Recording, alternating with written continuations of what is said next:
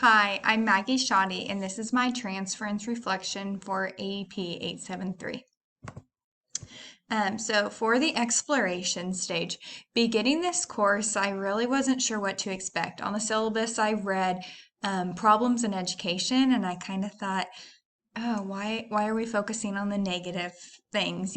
So when I then realized that it was all about Google in education, I kind of became excited because I was really looking forward to taking away things that I could use in my classroom.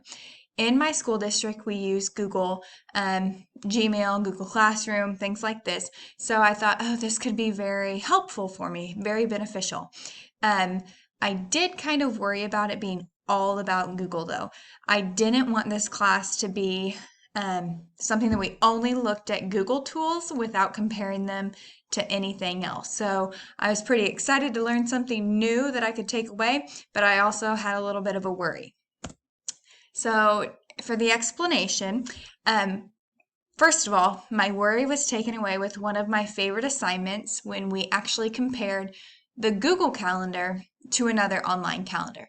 So I compared the Google Calendar to my Apple calendar that I use on my iPhone. And I actually was able to discover that I liked the Google Calendar, and now it's one that I use as my primary calendar. So that was very beneficial for me. Maybe not for school, but personal, but I also use it for my school stuff too. After completing this class, though, I realized that I didn't really take as much away from it that I could use in my classroom. Um, because I teach kindergarten, sometimes I think it's hard to use some of these things with children who are so young. However, I did learn about so many tools much deeper, and so now I think I feel more comfortable using them with my colleagues or even with the parents of my students. So I had no idea that creating a Google site was so easy, and I'm kind of looking forward to trying it. So the conjecture stage, the question that I came up with was, are the Google tools appropriate for use in my kindergarten classroom? So this is a question that I think about so often. I am all for using technology in the classroom. Absolutely. But I think it's important for the technology that we use to be meaningful for our learners, and it needs to be age appropriate. We can't use the same thing in sixth grade as what we do in kindergarten. So we have to make sure that it aligns with our students and it works for them. So the analysis stage, looking back at all things Google in this class as a whole, I think there are a couple of Google tools that I could use in my classroom. So Google Drawings is definitely at the top of my list, and I think this is one that I would love to try because the age that I teach, the students aren't fluent readers yet. Pictures are very helpful.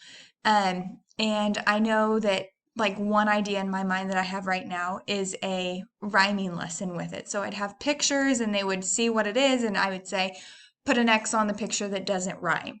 And so I think that would really help the students. And then it also would get them kind of used to using some Google tools so that they would have an idea of it as they get older. On the other hand, there are many Google tools that are not age appropriate for kindergarten classrooms, but I think I've learned a few new ways that I can use them with parents and colleagues. So I'm excited for that. So the synthesis stage, I realized that collaboration is like super easy with Google tools. I think that was one of my biggest takeaways. So my focus changed about halfway through the course. I no longer was focused on finding things to use in my classroom necessarily, but rather I was looking for tools just to make our lives as teachers easier. So I have been able to take away a few of those tools, and I think it'll help my team make it easier on us when it comes time for planning things, whether that's Google Forms, whether that's Google Sheets, Google Docs, anything. I think there's so many ways that we can use it as a team and colleagues. And then finally, like I mentioned before, the Google Sites. I had never created a Google site before. I had never messed around with it. I really hadn't even ever heard of it. So when that assignment came, I was a little bit intimidated by it, but I actually kind of liked it and I learned a lot from it.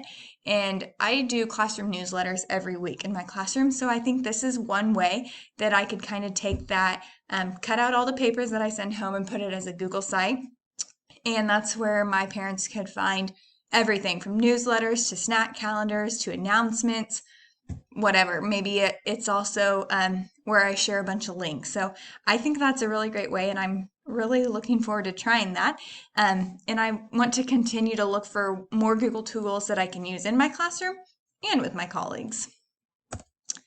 Um, so these two standards, I had no idea about them prior to starting classes for my master's. So the ISTE and the TPAC standards are two that I've really grown to like. I use them for reference when using technology in my classroom.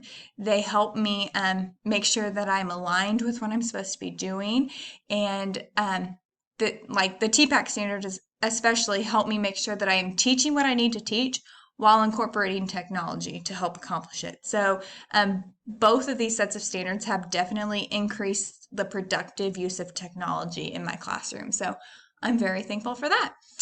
And yeah, I enjoyed class with all of you. So thank you.